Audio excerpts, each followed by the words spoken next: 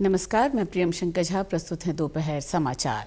मुख्यमंत्री पुष्कर सिंह धामी के निर्देश पर इस साल की कांवड़ यात्रा को व्यवस्थित ढंग से संचालित करने के लिए शासन ने 3 करोड़ की धनराशि स्वीकृत की है।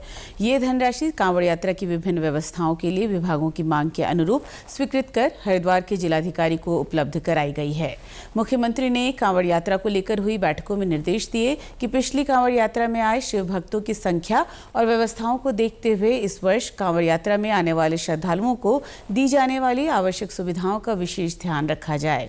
उन्होंने शांति, कानून व्यवस्था और यातायात प्रबंधन पर भी विशेष ध्यान देने के निर्देश दिए हैं।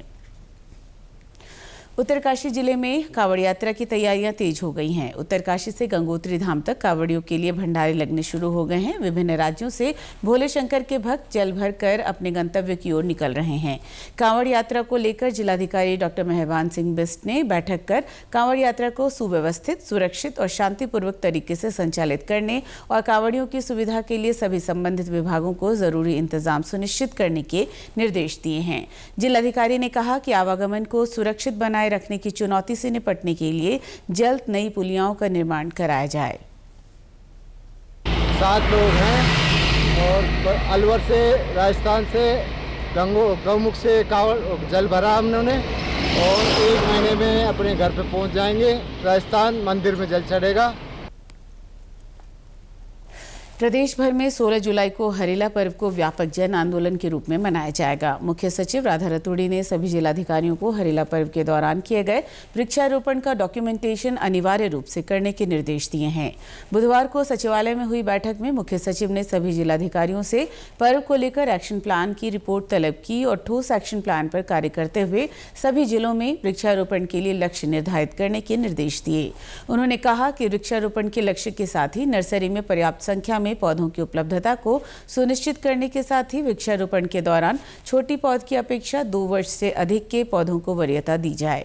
उन्होंने सड़कों के किनारे क्रैश बैरियर के स्थान पर बांस के पौधों का रोपण करने को कहा। मुख्य सचिव ने सभी जिलों के शहरी क्षेत्रों में नगर वन विकसित करने, ग्राम पंचायत की बैठकों के दौरान वृक्षारोपण के कार्यक्रम करवाने और हरेला वन स्थापित कर उनकी देखभाल करने के भी निर्देश दिए। उन्होंने ये भी कहा कि जिन स्थानों पर अतिक्रमण हटाने की कार्रवाई की गई है वहां पर फेंसिंग कर बृहद स्तर पर वृक्षारोपण किया जाए। उन्होंने जिलाधिकारियों को शहरी क्षेत्रों में फेंसिंग के प्रस्ताव तत्काल भेजने के भी आदेश दिए। बैठक में जानकारी दी गई कि इस वर्ष देहरादून जिले में 10 लाख से अधिक और हरिद्वार में 2 लाख से अधिक वृक्षारोपण का लक्ष्य रखा गया है। राज्य में मानसून की बारिश शुरू होने से वन विभाग ने फील्ड स्तर पर वृक्षारोपण का कार्य शुरू कर दिया है। इस वर्ष हरेला पर्व की थीम पर्यावरण की रखवाली, घर घर हरियाली, लाए समृद्धि और खुशहाली होगा। हरेला पर्व के अंतर्गत मुख्य रूप से फलदार और चारा प्रजाति के पौधों को रोपित किया जाएगा। भारतीय सेना के कोई साथी पीछे न छूटे के सिद्धांत के अनुसार 5वीं बटालियन 1st गोरखा राइफल्स के हवलदार स्वर्गीय ठाकुर बहादुर आलेमगर के पार्थिव शरीर को 9 महीने के साहसिक खोज और बचाव अभियान के बाद माउंट कून के बर्फीले पहाड़ों से खोज लिया गया है। हवलदार ठाकुर बहादुर आलेमगर पिछले साल 8 अक्टूबर को माउंट कून के लिए एक पर्वतारोहण अभियान के दौरान 4 सदस्यीय रूट ओपनिंग पार्टी का हिस्सा थे और हिमस्खलन की चपेट में आ गए थे। कई दिनों तक लगातार खोज अभियान चलाया गया, लेकिन खराब मौसम और लगातार हिमस्खलन के कारण उनके पार्थिव शरीर को बरामद नहीं किया जा सका था। आखिरकार बीती 7 जुलाई को हवलदार ठाकुर और अन्य सैनिकों के पार्थिव शरीर को हाई एल्टीट्यूड वॉरफेयर स्कूल के खोजी दल ने बरामद किया।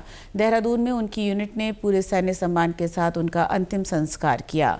हवलदार ठाकुर बहादुर एक बेहतरीन पर्वतारोही थे और उन्होंने राष्ट्रीय स्तर की स्कीइंग और स्नोबोर्डिंग प्रतियोगिताओं में भाग लिया था। उन्होंने 2 स्वर्ण पदक, 1 रजत पदक और 2 कांस्य पदक जीते थे। उनके परिवार में उनकी पत्नी, 9 वर्षीय बेटी, 7 वर्षीय बेटा और बुजुर्ग माता पिता हैं। मौसम विभाग ने टिहरी, पौड़ी, देहरादून, हरिद्वार, चंपावत, नैनीताल और उधमसिंह नगर जिले में कल कहीं कहीं भारी से बहुत भारी बारिश का ऑरेंज अलर्ट जारी किया है। वहीं चमोली जिले में कल पाताल गंगा के पास अवरुद्ध बद्रीनाथ राष्ट्रीय राजमार्ग को पैदल आवाजाही के लिए सुचारू कर दिया गया है, लेकिन ये राष्ट्रीय राजमार्ग जोशीमठ के पास अभी भी अवरुद्ध है। सड़क खोलने के प्रयास किए जा रहे हैं। उधर उधमसिंह नगर जिले में 7 और 8 जुलाई को भारी बारिश के बाद से खटीमा, सितारगंज और किच्छा तहसील के 108 परिवार के 470 लोगों को राहत शिविरों में ठहराया गया है। इसी के साथ अभी तक के समाचार समाप्त हुए। दूरदर्शन समाचारों से जुड़े रहें। मिलते हैं फिर शाम 6:30 बजे के बुलेटिन में। नमस्कार।